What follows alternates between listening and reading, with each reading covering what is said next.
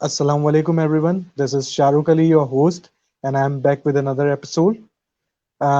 मेरे आज जो गेस्ट हैं, he's a good friend of mine, Mushtaba Saqib साहब. मुश्तबा साकिब साहब जो हैं basically a young professional of Pakistan, social entrepreneur भी हैं, एग्जीक्यूटिव डायरेक्टर हैं आईईसीपी में. वही अब इनसे ही पूछेंगे आईईसीपी क्या चीज़ है. बाकी जो है इनका रिसर्च से बहुत अच्छा ताल्लुक है, लीडरशिप इनके ग्रुप ऑफ स्टडी है. बाकी ये ब्रांड में डील करते हैं, ब्रांड बनाने में समझाते हैं लोगों को ब्रांड क्या होता है, किस तरह से बनता है कोई चीज़ ब्रांड के हवाले से. बाकी लीडरशिप क्वालिटीज़ डेवलप करते हैं लोगों में. और सबसे अच्छी चीज़ ये है कि ये लोगों को फ्री एजुकेशन देते हैं जो कि अंडर प्रिविलेज्ड है. तो बाकी अब इनकी ज़ुबानी सुनेंगे. तो over to you Saqib, Mustafa Saqib साहब, सॉरी. ठीक है, अस्सलाम बहुत वालेकुम. शुक्रिया। वालेकुम अस्सलाम, बहुत शुक्रिया आपके इनविटेशन का। Thank you. कैसे हैं सर? अल्लाह का शुक्र, बेहतरीन। अच्छा, तो ज़रा सा शुरू करते हैं इंटरव्यू. तो पहले तो जो बेसिक सा रिवायती सवाल है कि मुश्तबा साकिब कौन है, थोड़ा सा ज़रा समझा दें हमें. मुस्तफ़ा साकिब भी आपकी तरह का एक बंदा ही है। और बेसिकली अगर मैं थोड़ा सा अपने आप को इंट्रोड्यूस करूं, so I am basically social entrepreneur. इसके साथ मेरे जो सब्जेक्ट्स ऑफ रिसर्च हैं और that are brand building, designing, marketing strategies, leadership and mind science, psychology. और इसी से रिगार्डिंग यूथ के साथ ट्रेनिंग्स करना, उनको ट्रेन करना, मीडिया मार्केटिंग की ट्रेनिंग्स कंडक्ट करना। This is my profession and this is my passion as that's really great. अच्छा, तो आपकी प्रोफाइल में मैंने चीज़ चेक की कि आप जो है एग्जीक्यूटिव डायरेक्टर हैं आईईसीपी के. ये वेल। जी, आईईसीपी क्या चीज़ है? ICP basically initiative to educate and cure Pakistan. ये हमारी ऑर्गेनाइजेशन है विच आई फाउंडेड अ ईयर अगो। इसको तकरीबन 1.25 साल हो गया है। और ये हमने जो है एजुकेशन पे काम करने के लिए इसको बनाया था। और हमारे सिर्फ 2 एजेंडाज हैं, फोकस टारगेट्स हैं जिन पे हम काम कर रहे हैं। First of all, training and development of youth. आज का हमारा मौजू भी मेरा ख्याल एजुकेशन से रिलेटेड ही है। तो क्योंकि आप ये देखते हैं कि यहाँ हमारा नौजवान 16 साल की तालीम हासिल करने के बाद भी इस काबिल नहीं हो सकता कि वो एक एप्लीकेशन लिख सके, ईमेल लिख सके या कम्युनिकेट प्रॉपर्ली कर सके, जो कि एक बहुत बड़ा फ्लॉ है हमारे एजुकेशन सिस्टम में। सो इंस्टेड ऑफ के हम प्रॉब्लम को रोते रहे, एजुकेशन सिस्टम को बुरा कहते रहे, इदारों को बुरा कहते रहे, we came up with solution. और वो सोल्यूशन इस इदारे की फॉर्म में हम लाए, जहाँ पे हम ये नौजवानों को ट्रेन करते हैं कि जो चीजें वो अपने प्रोफेशनल यूनिवर्सिटी लाइफ में या किसी भी तरह से एजुकेशनल कैरियर में लैक करते हैं, वो चीजें वो हमारे प्लेटफॉर्म के थ्रू कवर अप कर सके। और सेकंड जो है, हम अंडर प्रिविलेज लोगों को स्किल बेस्ड एजुकेशन देते हैं फ्री ऑफ कॉस्ट, जो अफोर्ड नहीं कर सकते हैं किसी वजह से, दे आर इलिटरेट, उनको अपना नाम भी लिखना नहीं आता, कुछ नहीं आता, और उनकी उम्र इतनी ज्यादा हो गई है कि अब उनको दूसरे लोग या इदारे एक्सेप्ट नहीं करते। तो उन लोगों को हम बकायदा ट्रेन करते हैं और उनको कोई ना कोई ऐसा स्किल देते हैं जिससे कि वो एक अच्छा कैरियर अपना आगे जाके बिल्ड कर Yes, okay. And that is totally free of cost, no? सके। यस। That's great. अच्छा सर, पाकिस्तान की तालीम के बारे में आपको बहुत ज़्यादा तजुर्बा है, तो आप ज़रा कुछ रोशनी डालें कि कहाँ खड़े हैं हम तालीम के हिसाब से पाकिस्तान. देखें, अभी जैसे मैंने आपको एक छोटी सी मिसाल दी, अगर हम अपना ओवरऑल कॉन्टेक्स्ट देखें, हमें अब इस चीज को समझने की जरूरत है कि आजकल जंगें जो हैं वो हथियारों से, तोपों से, टैंकों से नहीं लड़ी जाती, वो आइडियोलॉजिकली लड़ी जाती है, नजरियाती महाज पे लड़ी जाती हैं। और नजरियाती महाज पे उन जंगों को जीतने का वाहिद तरीका तालीम है। तालीम में हम इस वक्त कहाँ खड़े हैं, इसका लम्हा फिक्री ये है कि अभी रिसेंटली जो है वो एशिया की टॉप यूनिवर्सिटीज की रैंकिंग हुई है, और एशिया की टॉप 100 यूनिवर्सिटीज में हमारी सिर्फ एक यूनिवर्सिटी नाम बना सकी, दैट्स नस। सो इसी तरह हमारा ग्रेजुएट कहाँ जा रहा है, क्या वो जॉब रेडी है, उसको नौकरियां मिलती है नहीं मिलती? आप प्रोफेशनल हैं, आप बेहतर बता सकते हैं इसका जवाब।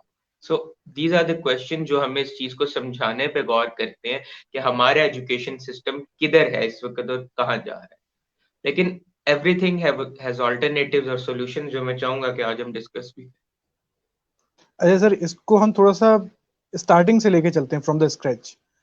बच्चा हम्म दुनिया में आता है, माँ बाप ने उसको 5वीं 6ठी क्लास में ही बोलना शुरू कर देना है कि जी तुम्हें हम्म डॉक्टर बनना है, तुम्हें इंजीनियर बनना है, तुम्हें डॉक्टर बनना है, तुम्हें इंजीनियर बनना है। बाकी सारे हम्म प्रोफेशन बुरे हैं। अच्छा वो सर देखें, आपका सवाल बिल्कुल ठीक है, लेकिन अगर आजकल देखा जाए तो अब ये रुझान थोड़ा बहुत कम होना शुरू हो गया है, स्पेशली अर्बन डेवलप सिटीज में। ये आपका पॉइंट बिल्कुल दुरुस्त है कि छोटे लेवल से ही हम बच्चे को किसी तरह की एक्सेप्टेंस नहीं देते। जब उसको हर जगह से रिजेक्शन मिलती है, चाहे वो उसकी फ्री विल हो, उसने करना क्या है, उसे कुछ हो गया है, हम जब बच्चे को बचपन से रिजेक्ट करना शुरू करते हैं तो वो उसकी पर्सनल डेवलपमेंट भी उस तरह से नहीं हो सकती। लेकिन मसला क्या है कि आप या तो मुझे कोई इस तरह का सॉल्यूशन बताएं कि आप सारे पाकिस्तान के वालिदैन को ये बात समझा सकें। ये जिम्मेदारी स्कूलों की और एजुकेशन सिस्टम की भी आती है। हम वालिदैन को दोष इसमें इस वजह से नहीं दे सकते क्योंकि वो कोई भी बंदा अपनी औलाद के लिए बुरा नहीं चाहता, वो अपनी अंडरस्टैंडिंग के मुताबिक उनको सजेस्ट करता है। अब पॉइंट ये हमारा समझने का कि हमारे एजुकेशन जो इदारे हैं उनमें कैरियर काउंसलिंग है, क्या वो अपने बच्चे को और उसके पेरेंट्स को ये समझाने में कामयाब हो सकते हैं कि आप बाहर चले जाएं, बाहर पेरेंटल काउंसलिंग स्कूल्स की जिम्मेदारी है। बच्चे का एप्टीट्यूड वो देखते हैं, कैरियर उसकी काउंसलिंग करते हैं, फिर पेरेंटल काउंसलिंग करते हैं। हमारा एजुकेशन सिस्टम किधर जा रहा है, हमें इस चीज को समझने की जरूरत है। मेरे ख्याल है this is a problem, this is a fact, लेकिन इसमें आप डायरेक्टली अगर पेरेंट्स को दोष दें वो भी गलत हो। अच्छा, ये जो कोर्सेज हैं हमारे जो पढ़ाए जा रहे हैं स्कूल में, aren't you think they are too much backward? हम बहुत आगे निकल गए। Too we much need to नहीं, चेंज बहुत दिस। ज्यादा टू मच बैकवर्ड्स हैं। मैं तो अक्सर कहता हूँ तो क्या पता किसी दिन फिरौन की कॉल आ जाए और वो कह दे यार आप अभी तक मेरा कंटेंट पढ़ा रहे हो।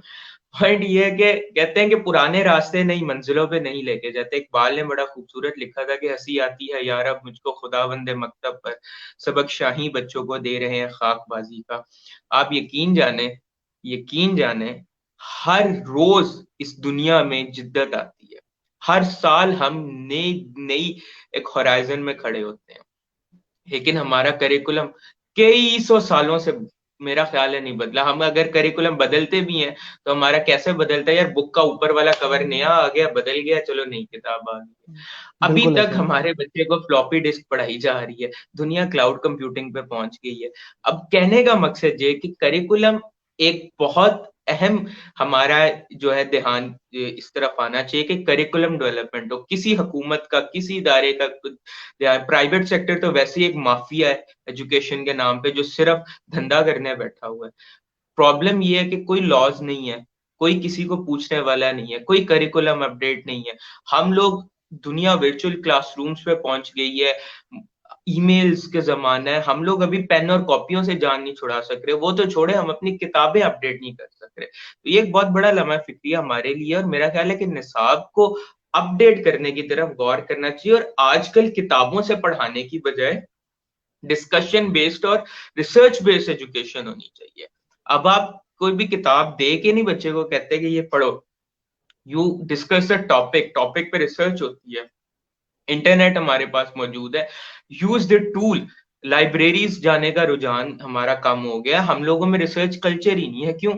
क्योंकि हमें बता दिया जाता है यार आपका टेस्ट है कल, अच्छा उसमें ये सवाल इंपॉर्टेंट है, ये याद कर लो पास हो जाओगे। हमारे तो स्कूल से इनकरेज नहीं कर रहे रिसर्च। तो ये कल्चर हमारा, मेरा ख्याल है कि करिकुलम के साथ ही मेथोडोलॉजी पे भी हमें थोड़ा गौर करना चाहिए कि पढ़ाने वाले कौन है, आया वो उस्ताद बनने के लायक भी हैं जो उस्ताद बने बैठे हैं, आया वो सिस्टम बकायदा बच्चों को ग्रूम कर भी रहा है या नहीं, या सिर्फ हम वो नंबर की दौड़ में लगे हुए हैं जिसका रिजल्ट ये निकलता है कि बच्चा ग्रेजुएट करने के बाद उसको दो बंदों में बात करने के काबिल नहीं होता, वो अपने ख्यालात तहरीर नहीं कर सकता, और वो इज नो वेयर। अच्छा, इसमें आपको क्या लगता है कि मैंने एक चीज देखी है हमारे माशरे में, हम्म कोई बच्चा अगर बैक एंड पे अच्छा है, दिमाग हर किसी का हम्म अलग अलग होता है, कुछ तेज होते हैं कुछ स्लो होते हैं। अगर कोई बच्चा क्लास में बहुत ओवर स्मार्ट है और बहुत अच्छा हम्म सवाल पूछ रहा है, तो टीचर अपने ईगो रियलिस्टिक चीजें क्यों ले आता है सामने? ये मैंने पर्सनली चीजों टीचर्स को देखा है। Why is it sir so? मैं यानी अगर आपको मुझे ये बात कहते हुए बुरी भी लगती है, लेकिन हकीकत है कि हमें समझना चाहिए हम हलाल और हराम का फर्क भूल गए हैं। हलाल और हराम सिर्फ सूद सूद लेके पैसे लेना हराम नहीं होता। एक उस्ताद अगर बिना तैयारी किए हुए, उसे कोई चीज सब्जेक्ट आता ही नहीं है, वो पढ़ाने क्लास में चला गया, तो सिर्फ 2 मिनट के लिए सोचे कि क्या उसकी ये कमाई हलाल होगी। अगर कोई उस्ताद वो चीज अपने उस चीज को सिखा रहा है जिस जिस प्रोसेस से वो कभी गुजरा ही नहीं, जो उसने खुद कभी नहीं की, तो क्या उसकी वो कमाई हलाल होगी? हमारा लम्हा फिक्रिया यही है। स्कूल कॉलेज तो छोड़े, यूनिवर्सिटीज में भी हमारे लोगों को मुंह उठा के कोर्सेज दिए जाते हैं जिनका उनसे ताल्लुक ही कोई नहीं। तो मैं एक मीडिया स्टडीज का ग्रेजुएट हूँ, और मैं अक्सर ये बात कहता हूँ कि हमें सोशल मीडिया वो लोग पढ़ा रहे होते हैं जिनके अपने अकाउंट उनके भतीजों ने बनाए हुए। तो कहने का मकसद ये है कि हमें इस चीज को समझने की जरूरत है कि जब एक स्कूल की क्लासरूम में जो बंदा उस्ताद के रूप में आ रहा है, वो उस्ताद जिसको इस्लाम ने माँ बाप के बराबर रुतबा दिया है, तो सोचे वो क्या चीज होगी। अगर वो आसान होता बनना उस्ताद, तो उसको ये रुतबा नहीं मिलता। तो वो उस्ताद को सिर्फ इतना सोचना चाहिए कि अगर वो कोई बच्चों को जो इल्म दे रहा है, जो चीज दे रहा है, वो सही है, दुरुस्त है या नहीं। यहाँ पे अगर वो थोड़ा सा अपना हलाल हराम का फर्क समझ जाए, तो मेरा ख्याल है कि बहुत सी चीजें हमारी बेहतर होना शुरू हो। बिल्कुल ऐसा ही है।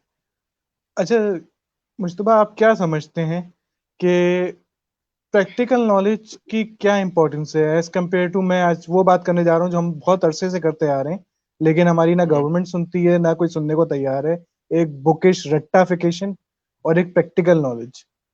उसने डेफिनेशन तो याद कर ली कि क्या चीज है, लेकिन उसको वो समझ में ही नहीं आया कि मैंने पढ़ा क्या है। डेफिनेशन पेपर में रट के लिख के भी आ गया, पास भी हो गया, लेकिन जब उसकी रियल लाइफ में वो फिजिक्स के न्यूटन का लॉ पूछते हैं ना, तो वो बोलता है यार कुछ ना कुछ तो पढ़ा था लेकिन याद नहीं है। अगर उसको हम ये सिखाएं कि किस तरह से उसको प्रैक्टिकली इंप्लीमेंट करना है, तो उसको शायद दिमाग में रहेगा बच्चे के। तो आप क्या समझते हैं इस बारे में?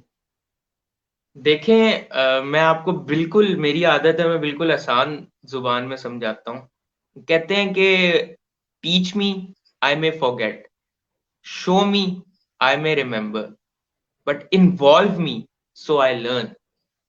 आपको मैं अभी 4 पैराग्राफ भेजता हूँ कि यार गाड़ी ऐसे ऐसे चलाते हैं, ऐसे गियर लगाते हैं, ये करते हैं, वो करते हैं, और मैं गाड़ी में बिठा देता हूँ, मुझे गाड़ी चला के दे।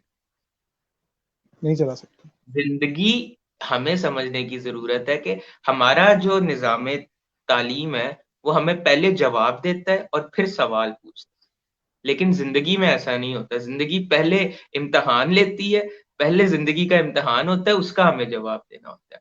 जब तक आप प्रैक्टिकल देखिए, इंसान सबसे ज्यादा सीखता है एक्सपोजर से, तजुर्बे से। उसको कोई किताब, कोई इल्म चीज जो है वो आपके तजुर्बे पे बरतर नहीं होती। इल्म की अहमियत बहुत है, इल्म सीखना हम पे फर्ज है, हमारा फरीजा है।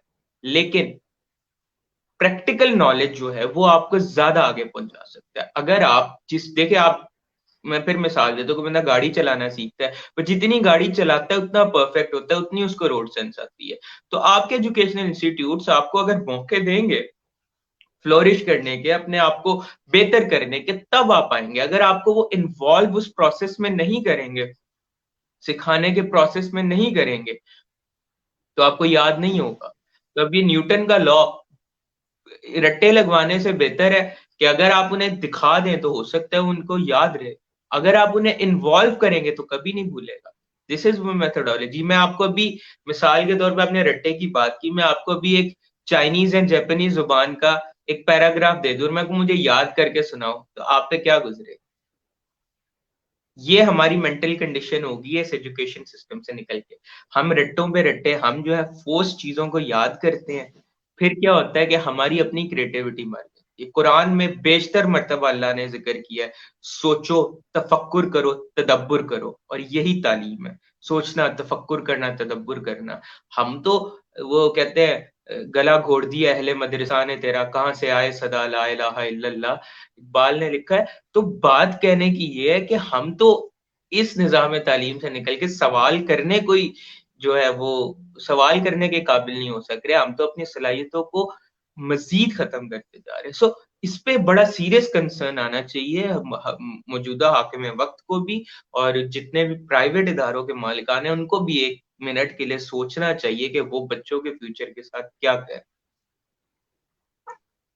अच्छा, ये हम बात कर रहे हैं, चीजें चलती जा हम्म। रही हैं, मुश्तबा चेंज कैसे आएगा? यानी क्या करना पड़ेगा? 70 साल पाकिस्तान को हो गए, हम काफी हम्म। लोग आए बोलते हैं हम भी गुजर जाएंगे, हमारे बाद भी बात चलती रहेगी। ऐसा क्या करें? क्योंकि मैंने जो अपना अपना एक्सपीरियंस देखा है, अपनी मदद तहत के आप जो भी हो जाता है ना, वो जो बोलते हैं अपनी मदद आपके तहत हो गया, वो हो जाता है। अगर गवर्नमेंट करती है तो बड़ा टाइम लग जाता है। 70 साल तो हमारे नहीं, सामने हो गए। देखें, बात ये नहीं होती कि दिस नथिंग, तो मैंने पहले कहा कि, लेकिन मैं दोबारा रिपीट करता हूँ, मुझे जरा क्रिटिसिज्म करने की आदत नहीं है। We don't need to blame कि गवर्नमेंट ने नहीं किया, फलां ने नहीं किया, इसने नहीं किया, उसने नहीं किया। डजेंट मैटर, शिकवा जुल्मत शब से तो कहीं बेहतर था, अपने हिस्से की कोई शमा जलाते जाते। आपने क्या किया, दैट मैटर्स। जो लोग इसी सिस्टम से निकल के वंडर्स कर रहे हैं वो कौन है? पहले तो हमारा सिस्टम तीन तरह से डिवाइडेड है। फर्स्ट, प्रिविलेज क्लास, जिनके पास अन्य वाह पैसा, उन्हें अच्छी स्कूलिंग भी मिलती है, अच्छी तालीम मिलती है। Second, the so called privilege class, जो मिडिल क्लास, समझते हैं कि हम अच्छी तालीम हासिल कर रहे हैं, लेकिन उनके साथ जो हो रहा होता है वो आपको भी पता है। और थर्ड, अंडर प्रिविलेज हैं, जो बेचारे नहीं हासिल कर सकते। सो अब हमें ये तीन टायर्स में हमारा जो है एजुकेशन सिस्टम डिवाइडेड है। अब पॉइंट में बैक उधर आता हूं कि जो लोग इसी सिस्टम से निकल के वंडर्स कर रहे हैं वो भी तो हैं। वो कैसे कर सक रहे हैं? उजैर अबान, मलाला यूसुफ, जयरफा करीम, अली मोइन नवाजिश, यू नेम द पीपल यार। बेशुमार लोग हैं, बेशुमार प्रोफेशनल्स हैं। आपके अहबाब ऐसे होंगे, मेरे अहबाब ऐसे हैं, आप है, मैं हूं, इसी सिस्टम से निकले हैं। पॉइंट क्या होता है again, where there is a will there is a way. जब आप सॉल्यूशंस का सोचते हो, आप सॉल्यूशंस कर सकते हो। कहते हैं ख्वाहिश से नहीं गिरते फल झोली में, वक्त की शाख को मेरे दोस्त हिलाना होगा। कुछ नहीं होगा अंधेरों को बुरा कहने से, अपने हिस्से का दिया खुद ही जलाना होगा। आप आपके पास बेशुमार मौके हैं, आपके पास क्लब सोसाइटीज मौजूद हैं। Do extra. अगर आप क्लास में बैठ के इंतजार करते रहेंगे कुछ नहीं होगा। क्लास से निकल के एक्स्ट्रा मेहनत करना शुरू करेंगे, आपको एक्स्ट्रा रिजल्ट्स आएंगे। इंटर्नशिप्स करें, वॉलंटियर अपॉर्चुनिटीज है, जाए एक्सप्लोर करें अपनी फील्ड को। नहीं कोई यूनिवर्सिटी स्कूल कॉलेज दे रहा, खुद जाए स्कूल लेवल पे, कॉलेज लेवल पे, बड़े प्लेटफॉर्म है जिसपे आप ऑनलाइन अप्लाई कर सकते हैं। Do something extra. वो अब उन लोगों से ज्यादा करें जो करेंगे, तो आपको दूसरों से ज्यादा रिजल्ट मिलेगा। अगर आप दूसरों को देख रहे हैं दे आर डूइंग नथिंग, इसका मतलब ये नहीं कि आप कुछ ना करें। Do something extra, explore things, explore opportunities. आप ग्रूम होते जाएंगे, आप एक्सपोजर मिलता जाएगा, और वो रिजल्ट्स फिर जो है उसी सूरत में आते हैं। So instead of blaming, there are alternatives, go and avail them, ताकि एट द एंड आपका कैरियर बर्बाद हुआ, आप जितना मर्जी बोलते रहो, उसका ना हुकूमतों पे असर होता है ना किसी पे असर होता है, कसूर आपका ही है। अगर आप ब्लेम करने की बजाय सॉल्यूशंस की तरफ आओगे कि नहीं यार चलो इस सिस्टम तो ऐसा है, लेकिन मैं अब एफर्ट करता हूं कि खुद से करता हूं, डू देन ना, करेंगे तो आपको रिजल्ट्स में। अच्छा, एक और, अब ब्लेम गेम शुरू हुआ है तो थोड़ा सा इसको आगे बढ़ाते हैं। मैं अपनी एग्जांपल देता हूँ, मैं किधर उधर नहीं जाता। I am an MBA. मैंने हम्म। फाइनेंस में एमबीए किया, फाइनेंस वाज माय मेजर। जब एमबीए करके बाद मैंने बैंक ज्वाइन किया, तो the hmm. First thing they ask me, bank में एक सॉफ्टवेयर होता है T24, you know how to use it? मैं नहीं। दे सेड अगेन, आपको पीएचडी तो चलाना आता ही होगा, आपने एमबीए किया है। मैंने बोला नहीं, सिखाया नहीं है। ओके, कोई मसला नहीं, आपको क्विक बुक्स तो आता ही होगा, वो तो चलाना एमबीए में सिखा देते हैं। मैं नहीं, मुझे नहीं सिखाया गया। जैसे ओके, ईआरपी सैप वेब तो पढ़ा ही होगा ना? है नहीं, वो भी मुझे सिखाया नहीं गया। तो मुझे तो आगे क्या से क्या ये एमबीए पूछ। उर्दू बाजार तो कितने, जी। उन्होंने कहा कि एमबीए आपने उर्दू बाजार से लिया है फिर लगता है। डेफिनेटली इससे भी बहुत कुछ कहा था, जो कि हम ऑनलाइन नहीं बता सकते। तो क्या चीज है, यानी देखिए, आजकल जो एक बहस चल पड़ी है, मुझे सिर्फ डिग्री अब आप वर्सेस। आपको मैं सवाल पूछता हूँ कि आपने अब एमबीए के दौरान कितने बैंक्स में जाके इंटर्नशिप्स की, कितने बैंकर्स के साथ वक्त गुजारा, कितना अपनी फील्ड को एक्सप्लोर किया। हो सकता है कि अगर आप वो कर लेते तो वो इंटरव्यू का सिनेरियो फर्क होता, या उससे बड़ी अपॉर्चुनिटीज आपको मिल गई होती। तो यही मैं आजकल यंगस्टर्स को समझाता हूँ कि जो आपने अपना एक गोल बनाओ पहले, के करना क्या है। When you are clear for your goal and vision, जाओ ढूंढो, आपको मिल जाते हैं रास्ते। प्रेपरेशन आप पूरी रखो, अपॉर्चुनिटीज आती हैं। अगर आपके पास अपॉर्चुनिटी आई है और आपकी प्रेपरेशन नहीं है, you have wasted it. So preparation अपनी पूरी रखो, be prepared for everything, opportunity मिल जाती। So again coming to the point, नहीं आता, नहीं उन्होंने पढ़ाया ईआरपी कुछ, कोई मसला नहीं यार। आप कितने बैंकर्स के साथ मिले हो, आपने कितने बैंक्स में इंटर्नशिप की कोशिश की है, आपने कितनी कॉन्फ्रेंसेज अटेंड की हैं, आपने क्या किया है।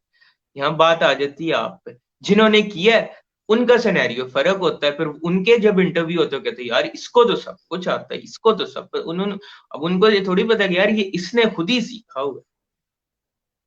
सही दिस बात। Is how grow. मैं ये कहता हूँ कि इंस्टेड नाउ कि अब उन्होंने नहीं सिखाया, उनको जो मर्जी कह लें, कहने से हमें नहीं आना। Let's go to the solutions, आप एक्स्ट्रा एफर्ट करें so that you can be better than other people. Mujtaba degree कितनी इंपॉर्टेंट है?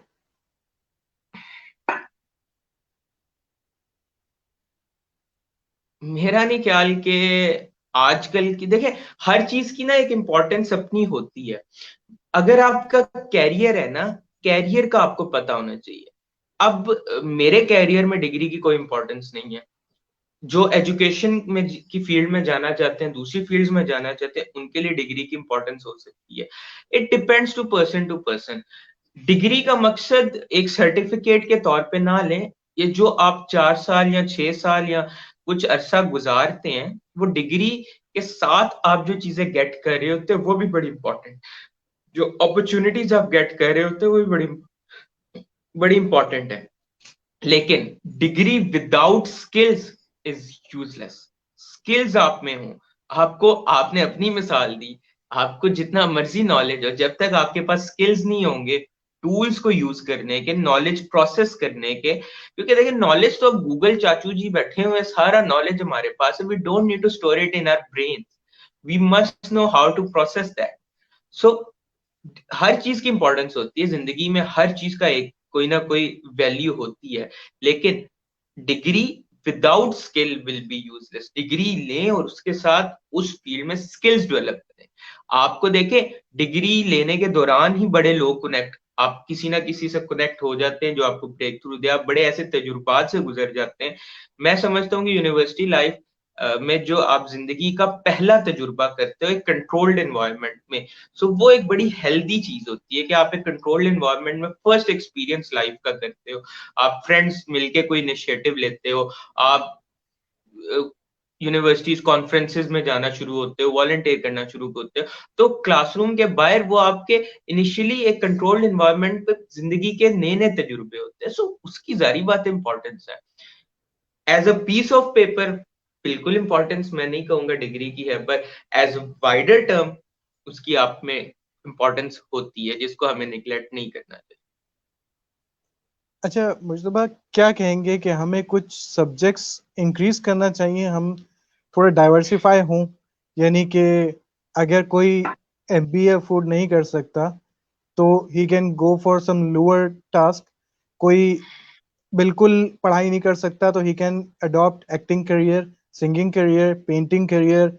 इनफैक्ट कोई बिल्कुल ही देखिए इसका उसमें है तो अफोर्ड करने से कोई ताल्लुक नहीं है। ये मिथ बनी हुई है कि हम एजुकेशन अफोर्ड नहीं कर सकते। मैं आपको बड़ी मिसालें दे दूं, लोग पार्ट टाइम जॉब करते हैं अपनी फीसें देने के लिए, लोग रेस्टोरेंटों पे जॉब्स करते हैं अपनी फीसेस देने के लिए। दीज आर जस्ट एक्सक्यूजेस के वी कैन नॉट अफोर्ड। अगर आप में पैशन है आप कर जाते हो।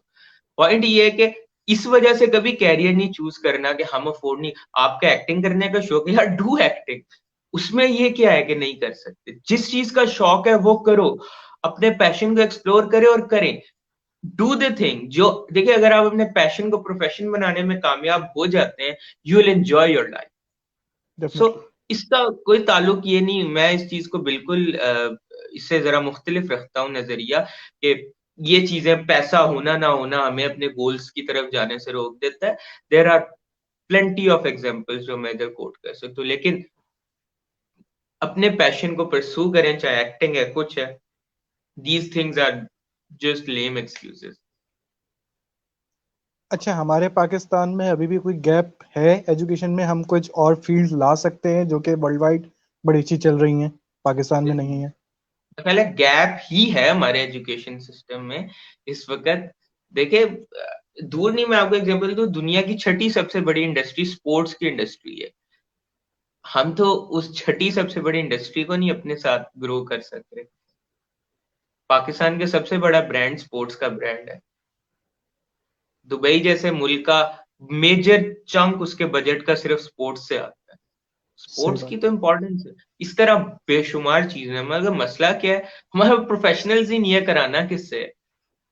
बाहर से बुलवाएंगे, वो पैसे ज्यादा लेते हैं, पैसे प्रॉफिट कम हो जाता है ना, फिर नहीं चल सकता। हमारे पूरा सिस्टम है जिसको हमें अभी चलाने की, इसको बदलने की जरूरत है। फिर एक्सेप्टेंस आनी है नई चीजों में। हम लोग तो नई चीजों की तरफ जाने की तरफ जाते ही नहीं। हम कहते हैं पहले गोरे फैशन कर लें, वो फैशन करके फेंक देंगे, फिर हम वो फैशन जो है लंडे से लेके करना शुरू करेंगे। ये एजुकेशन में होता है। जिस चीज को दुनिया छोड़ देगी, हम उसे जाके फिर एजुकेशन के लंडे से उठा के करना शुरू कर देंगे। तो बिल्कुल सिंपल ऐसा ही एज है, इट इज। बिल्कुल ऐसा ही है, बिल्कुल ऐसा ही है। अच्छा मुश्तबा, क्या सोचते हैं कि पाकिस्तान में एक सिनेरियो चल पड़ा है कि अच्छी एजुकेशन होगी, अच्छी डिग्री होगी तो अच्छी नौकरी मिल जाएगी। हमारे पाकिस्तानियों ने ये सोचना छोड़ दिया कि नौकरी के अलावा हम नौकरी देने वाले ही बन सकते हैं, चाहे वो इंजीनियरिंग करके बन जाए, चाहे वो बिजनेस करके बन जाए, बिजनेस पढ़ के देखिए, बन जाए। नहीं। एंटरप्रेन्योरशिप की तरफ अब हमें आना चाहिए। और एंटरप्रेन्योरशिप हमने एक प्रोग्राम शुरू किया है कुछ और एलाइज के साथ। उसका हम हिस्सा बने, ताबीर प्रोग्राम का, जिसमें हम मुख्तलिफ फाइनल ईयर स्टूडेंट्स को, और जो लोग बिजनेस का आइडिया रखते हैं या अपने बिजनेस को एक्सपेंड करना चाहते हैं, उनको हम बकायदा ट्रेनिंग देते हैं, फॉलो अप सपोर्ट देते हैं, और इन्वेस्टमेंट के लिए उनको बकायदा मौके देते हैं, जहाँ पे वो अपना बकायदा पहले ट्रेन हो कि उन्होंने कारोबार करना कैसे, और फिर वो उनको इन्वेस्टमेंट रेज हो। हम खुद इस पे वर्क कर रहे हैं बड़ा टायरलेसली, माइक्रो एंटरप्रेन्योर्स डेवलप करने पे। और मेरा जहां तक ख्याल है कि this is the thing we need to focus upon, के जॉब मार्केट जो है वो हमारे पाकिस्तान में श्रिंक हो गई है। बहुत ज्यादा चेंज ग्लोबली भी हुई है, लेकिन यहाँ पे सेट कल्चर को हम अभी तक हर्ट नहीं कर सके। हमारे अब नए बच्चों को जिनको जॉब्स नहीं मिलती, उनको ट्राई करना चाहिए टू बी एंटरप्रेन्योरशिप। मैंने अब इस प्रोग्राम का जिक्र किया, इस तरह के और भी बेशुमार चीजें जहाँ पे वो जाके सीख सकते हैं कि कारोबार करना कैसे। उनके पास आइडिया है, कम टू अस, हम उनको कारोबार चला के देंगे, इन्वेस्टमेंट भी लेके देंगे। दिस इज द पॉइंट कि यहाँ पे अपॉर्चुनिटीज बहुत मौजूद है। एंटरप्रेन्योरशिप जो है, that is the need of time. और हमें लोगों को पैरों पे खड़ा करना है। वो अपने पैरों पे खड़े होंगे, तब ही एक हेल्दी मुआशरे के तौर पे हम उभर सकते हैं। तो मेरा ख्याल है कि पीपल शुड फोकस। और ये चीज तभी होगी कि जब हम स्कूल या कॉलेज लेवल से उनमें लीडरशिप स्किल्स डेवलप करना शुरू करेंगे, उनको सोचने की इजाजत देंगे, उनको अपनी मर्जी करने की इजाजत देंगे, तभी हम लीडर्स और एंटरप्रेन्योर्स प्रोड्यूस कर सकते हैं। अगर हमने उन्हें चीजों में बाउंड रखा, तो फिर नौकर ही प्रोड्यूस करेंगे, लीडर्स प्रोड्यूस हम नहीं कर सकते। अच्छा मुश्तबा, अगर कोई आपसे राब्ता करना चाहे, फॉर इंस्टेंस कोई आपसे सीखना चाहे, कोई बोले कि मुझे बिजनेस करना है, मुझे सीखना है, तो is this course is free of cost और are you charging something? Basically it's, अभी हम डायरेक्ट इनरोलमेंट्स भी कर रहे हैं इसमें, और वाया यूनिवर्सिटीज भी आप इस कोर्स को ज्वाइन कर सकते हैं, जिन जिन हम मुख्तलिफ यूनिवर्सिटीज में भी कराते हैं, और अभी हम डायरेक्ट इनरोलमेंट्स भी कर रहे हैं। ऑब्वियसली ये जो प्रिविलेज क्लास के लिए है, तो इसमें बिल्कुल एक मिनिमम फी होती है, जो कि उन्हीं के लिए, ऊपर उन्हीं की कॉस्ट बेयरिंग के लिए यूज होती है। लेकिन इसमें जो है, we have already been successful in developing 500 plus success stories all across Pakistan। जो लोग यहाँ से गुजर के अपने कारोबार सेट कर चुके हैं, माइक्रो एंटरप्रेन्योर्स बन चुके हैं। तो मेरा ख्याल है कि जो भी लोग करना चाहते हैं, अपने पे थोड़ा इन्वेस्ट करके इस प्रोग्राम के थ्रू आप जो है एंटरप्रेन्योरशिप, एक माइक्रो एंटरप्रेन्योर, बड़े कामयाब माइक्रो एंटरप्रेन्योर बन सकते हैं। मुश्तबा, इसका कोई लिंक या आप कोई रेफरेंस दे सकते हैं कि किस तरह से आपको अप्रोच करें इस प्रोग्राम के लिए? जी बिल्कुल, मैं आपको शाहरुख, आपको मैं इसकी सारी डिटेल सेंड कर दूँगा, आप शेयर कर सकते हैं। ताबीर के नाम से ये प्रोग्राम है। आप जो है सोशल मीडिया पे भी हमारी अपीयरेंस है, और इसके अलावा जो है वो आपको भी मैं शेयर कर दूँगा, आप भी अपने सर्कल में शेयर कर सकते हैं। सही, थैंक यू। इसमें इंटरव्यू कंक्लूड करते-करते आखिर में एक मोटिवेशनल कोई चीज़ बता दें या कुछ मैसेज दे दें हमारे अवाम को? देखिए, ज़िंदगी गुज़ारने के 3 तरीके होते हैं। एक तो आप सारी ज़िंदगी गलतियाँ करते रहो और उस पर पछताओ। दूसरा कि आप सारी ज़िंदगी गलतियाँ करो, उन्हें दुरुस्त करो। इन दोनों कंडीशंस में ज़िंदगी के कई साल गुज़र जाते हैं। And the third and the smartest way is कि आप दूसरों की गलतियों से सीखो और खुद को दुरुस्त करो। और जितने भी यंगस्टर्स हैं, उनको मैं ये एडवाइस करूँगा कि अपना सर्कल ऐसे लोगों का बनाएँ, जो आपसे बेहतर हों। ऐसे लोगों से मशवरा लें, जो उस जगह पर पहुँच चुके हैं, जहाँ आप जाना चाहते हैं। उसके अलावा किसी से मशवरा ना लेइएगा। जो बंदा उस प्रोसेस से गुज़र के उस मकाम पे नहीं पहुँचा जहाँ पहुँचना चाहते हैं, क्या वो आपको गाइड कर सकता है, ये आपको खुद पता होना चाहिए। So learn from others, seek guidance from others, और अपना नेटवर्क जो है वो अच्छे लोगों का बनाएँ, इंशाल्लाह आपको ब्रेक थ्रूज़ मिलना शुरू हो जाए। That's very really wonderful. Mujtaba, आपके साथ बड़ा मज़ा आया बात करके। पता ही नहीं चला थैंक कब यू। 30 मिनट गुज़र गए। तो इंशाअल्लाह ताला हम इसी तरह से एक अ, चिट-चैट और रखेंगे आपके साथ, ताकि लोगों को इससे अफ़ादा हो। बाकी फ़िलहाल हमारे प्रोग्राम का टाइम ख़त्म होता जा रहा है। तो बहुत शुक्रिया आपके टाइम का। बहुत आपने अच्छा समझाया और गाइड किया। बहुत शुक्रिया। अल्लाह हाफ़िज़। Thank you very much.